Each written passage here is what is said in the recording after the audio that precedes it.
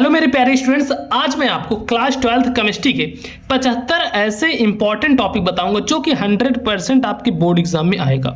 और ये 100% गारंटी है, अगर कोई भी बच्चा जो कि अभी तक कुछ नहीं पढ़ा है वह इन 75 में से अगर उसने 20 से 30 टॉपिक भी तैयार कर लिया तो उसका 100% तो नहीं लेकिन 80 से 85% तो कन्फर्म हो जाएगा अगर 20 से 30 ही टॉपिक तैयार कर लिया।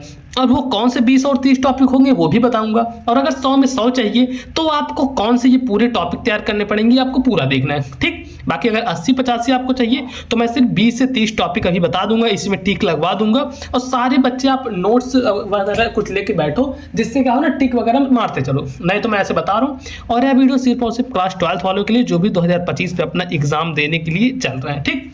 और इसको बताने से पहले मैं आपको बता देता हूँ, ये शायद जो भी क्वेश्चन है इनको बताने से पहले मैं एक चीज बता देता हूँ। मैंने इसके पहले देखो फिजिक्स की भी बनाई थी बच्चों, ठीक है, फिजिक्स की बनाई थी और उसमें बहुत सारे बच्चों का मतलब काफी सारे स्टूडेंट्स का बहुत बढ़िया रिस्पॉन्स आया। तो मैं आपसे कहना चाहता हूं, अगर इस वीडियो पर 4000 लाइक कंप्लीट कर देते जैसे उस वीडियो पर मैंने टारगेट दिया है तो मैं क्या करूंगा ना, ये जितने भी क्वेश्चन है इनका पूरा सॉल्यूशन लेकर आऊंगा। ध्यान रखना, पूरा सॉल्यूशन, भले ही 5 घंटे लग जाएं पूरे सॉल्यूशन करने में, लेकिन आपके लिए मैं लेकर आऊंगा। बस आपको अपना वादा ही पूरा करना है जो मैं कह रहा हूं 4000 लाइक का, और मैं अपना वादा जरूर से पूरा करूंगा। सारे बच्चे सब्सक्राइब करके लाइक जरूर से कर देना और कमेंट बॉक्स में आंसर लिख देना, ठीक है, ताकि मैं समझ जाऊंगा कि आपको आंसर की जरूरत है। चलो वीडियो को स्टार्ट करते हैं और बताते चलते हैं। सबसे पहला देखो जो टॉपिक है वह है गैसों के गुण और गैस समीकरण। गैसों के गुण और गैस समीकरण, ये पहला है।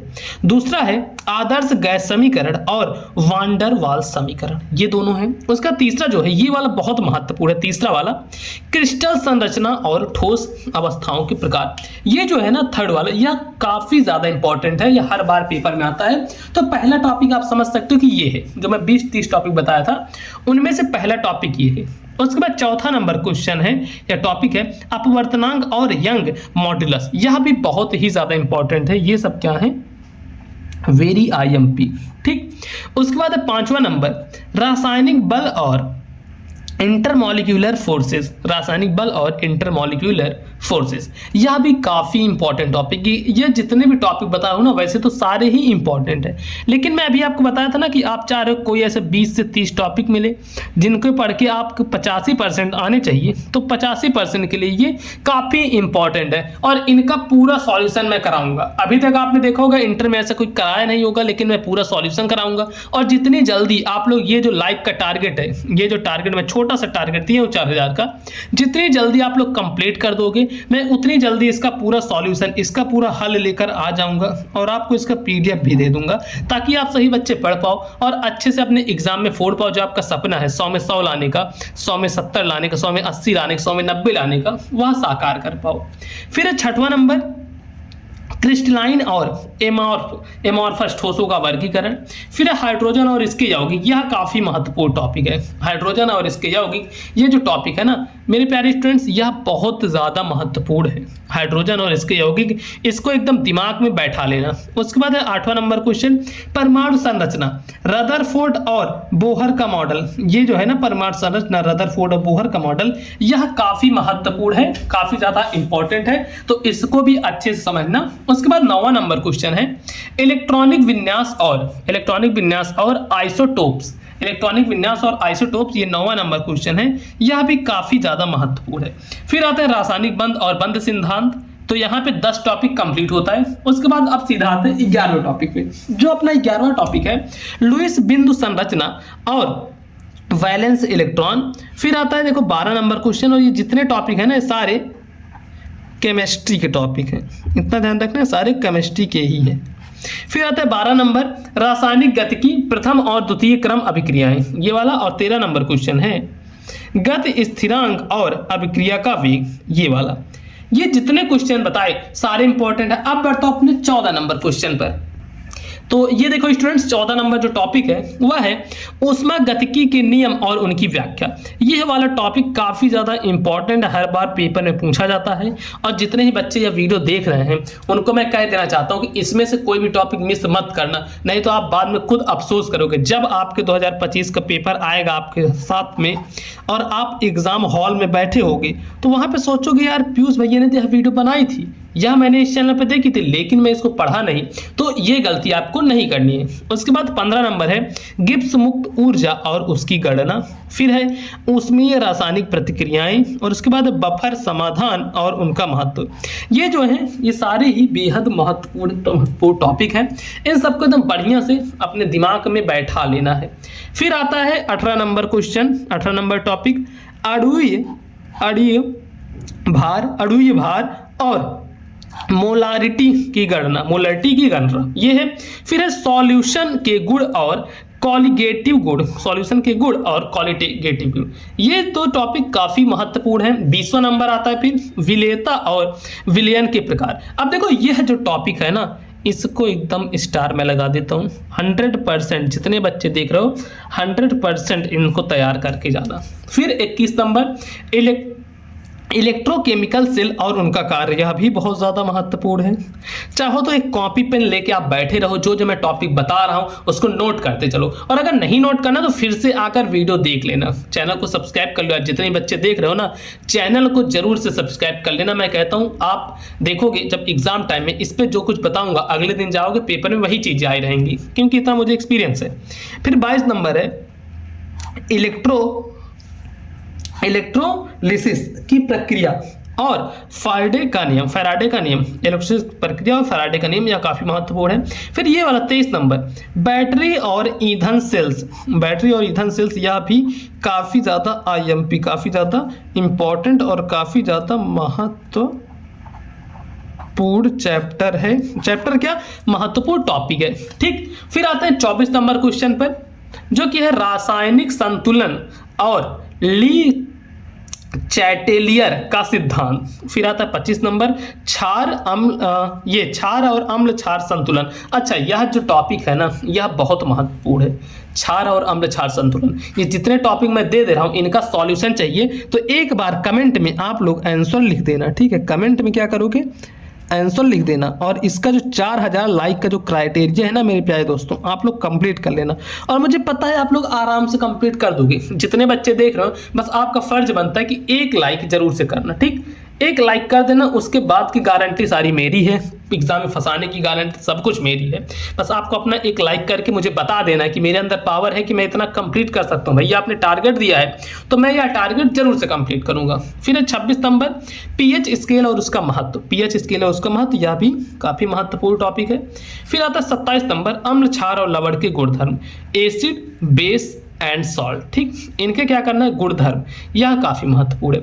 फिर आता है 28 नंबर बाइनरी और टर्नरी एसिड्स, ठीक, बाइनरी और टर्नरी एसिड्स, तो ये वाला है। और उसके बाद है 29 नंबर क्वेश्चन इलेक्ट्रॉन्स के गुणधर्म और क्वांटम संख्या। इलेक्ट्रॉन्स के गुणधर्म और क्वांटम संख्या, यह काफी ज्यादा आईएमपी है, काफी ज्यादा महत्वपूर्ण है, ठीक। उसके बाद 30 नंबर जो क्वेश्चन है वैद्युतीय युग्म और रेडॉक्स प्रक्रियाएं, यह काफी ज्यादा महत्वपूर्ण टॉपिक है, एक बहुत ही महत्वपूर्ण टॉपिक है, इतना आप समझ के चलो, ठीक। फिर आता है 31 नंबर क्वेश्चन ऑक्सीकरण संख्या और उसका निर्धारण। यह भी काफी इंपॉर्टेंट टॉपिक है। उसके बाद 32 नंबर क्वेश्चन है अणु आकार और हाइब्रिडाइजेशन। फिर है 33 नंबर धातु और अधातु तत्व के गुणधर्म, काफी ज्यादा इंपॉर्टेंट है, ठीक। फिर 34 नंबर है द्रव की स्थिति और मेटर्जिलिक प्रोसेस, यह वाला। तो ये हो गए 34। अब मैं आपको इसके और आगे का बताता हूं।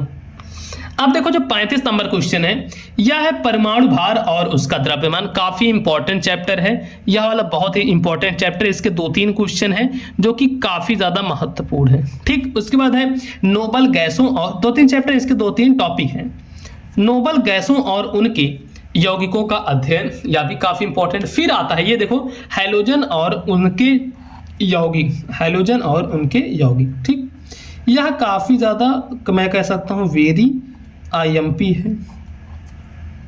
और उसके बाद है ये 37 हो गया। फिर है 38 नंबर डी ब्लॉक और एफ ब्लॉक तत्वों के गुणधर्म। ये सब तो आपको खुद ही पता होगा, अपने आप से ही पहले से ही पता होगा कि ये सारे जितने चैप्टर हैं ये कितने इंपॉर्टेंट होते हैं। और ये इसलिए कि ये जो टॉपिक है ना सबसे ज्यादा इंपॉर्टेंट तो ये टॉपिक होता है, ठीक स्टूडेंट्स। फिर है 39 नंबर लैथेनाइड और एक्टिनाइड श्रेणी, यह वाला।